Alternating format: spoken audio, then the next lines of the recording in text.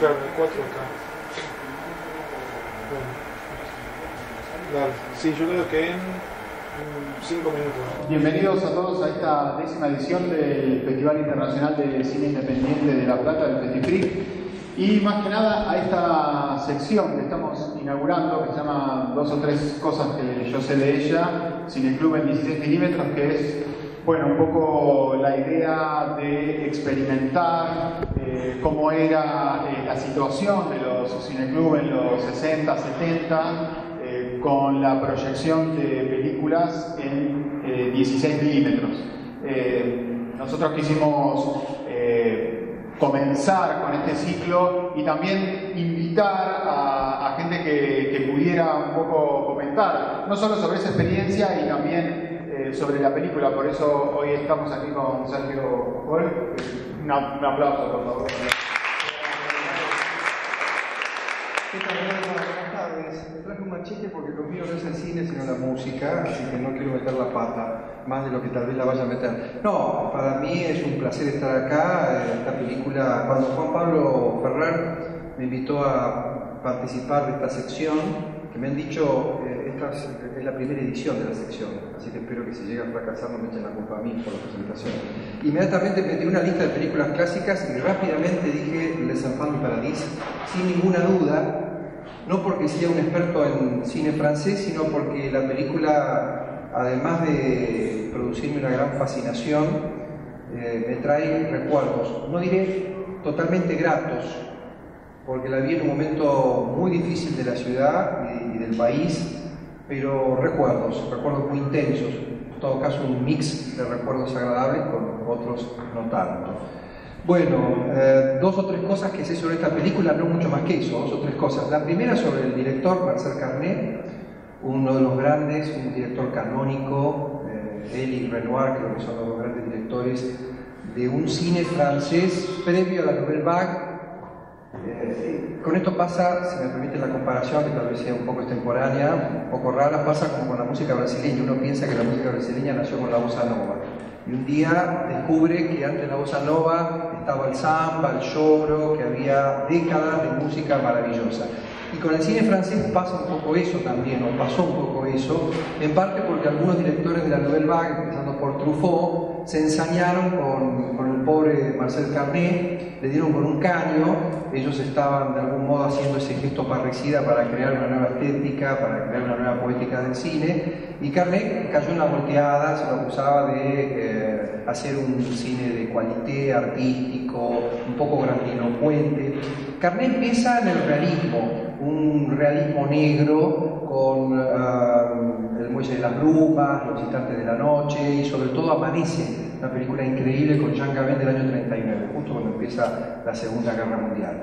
Y cuando llega a Les Enfants du Paradis da un pequeño giro. Algunos dicen que culmina el realismo, entra en una especie de realismo poético y hace una película que a simple vista parece un film de evasión, una película de género, podríamos decir, una historia de seducción, romántica, una mujer, Arletty, que es una especie de Marlene Dietrich, o que por lo menos encarna un personaje que perfectamente podría haber hecho Marlene en el cine alemán de aquellos años. ¿Qué hacía Marlene en el cine alemán de aquellos años?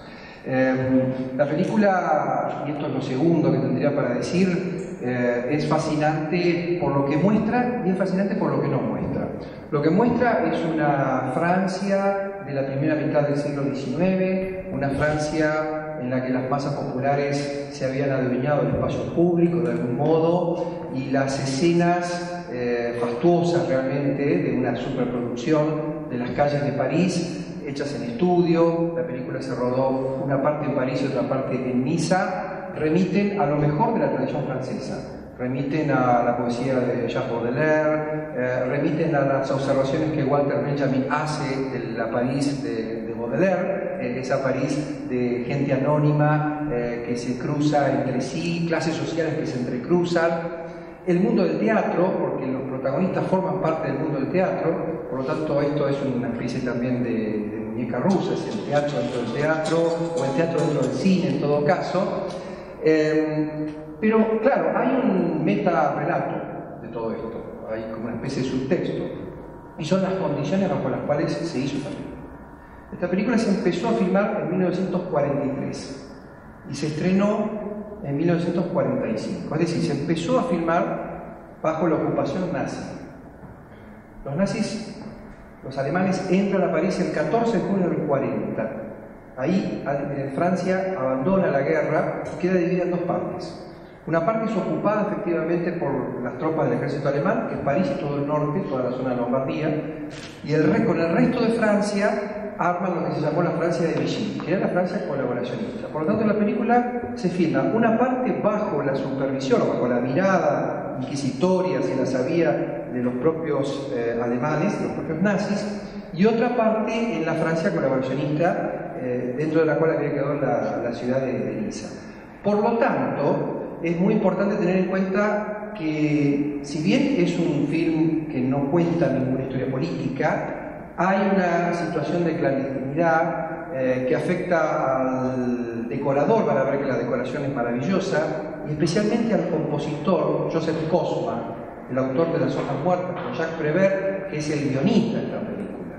Ellos tuvieron que trabajar en la clandestinidad, y aún así probablemente no recuerden, porque los créditos de aquellas largas exhibiciones no siempre le prestamos mucha bolilla, pero creo que no aparecen los nombres, seguramente no aparecen los nombres de estas dos personas. Sí aparece el nombre de Prévert, que era un poeta, o había sido hasta poco tiempo antes un poeta surrealista, muy amigo de Breton, y aparecen actores que son fundamentales para la historia del cine de todos los tiempos. Marrot, por ejemplo, un gran mimo, un gran actor, Arletty, que ya hemos nombrado, María Casares y muchos otros.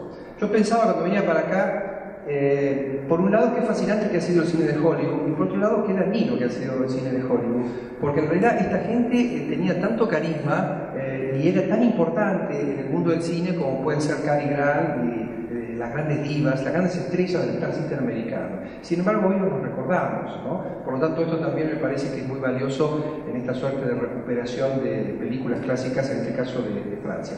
Y lo tercero que sé, o mejor dicho, lo tercero que recuerdo, algo adelanté recién, son las condiciones bajo las cuales vi esta película. Yo esta película la vi en un ciclo de cine francés que dirigía el profesor Horacio Iribar en el año 1977. En la Facultad de Bellas Artes, en plena dictadura militar.